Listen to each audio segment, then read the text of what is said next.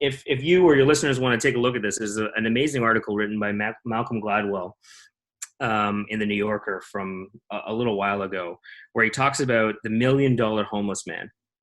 And this is just sort of a quick story. Basically, there was a guy named Murray who lived in Phoenix, Arizona, who was in and out of the system over and over and over again. He had a parole officer who knew him really well. He lived in a halfway house back and forth. He had chronic healthcare issues. He was in and out of the system. A lot of the times it was because he was homeless, and a lot of the times it was because the other things related to his poverty. One tragic day, he dies.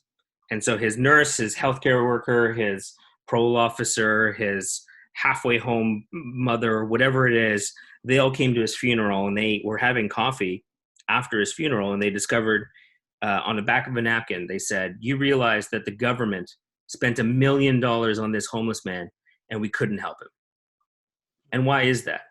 Because we didn't do anything with, like, we made him jump through hoops of the system, as opposed to solving the one thing that we could have done, which was just give him money to be able to set himself up, right? We spend more money not helping people go through poverty than we would with a basic income.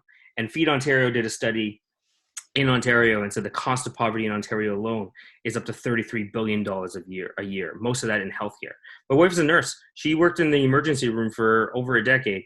Every day, she says, somebody walks in through the door who doesn't need to be there, but they're there because it's -10 outside. They haven't eaten anything in 2 days. And the only way they can get help is to walk into the emergency room. So, it's not a perfect system, and it's not designed to do what it's currently doing. I didn't know all the particular details. I mean, just listening to you right now, you definitely got me on board. I bet there's going to be a bunch of people listening who, may look at the universal basic income that you were proposing, and it's basically cutting out the middleman and just doing what's right, like just directly helping those people who need the help the most.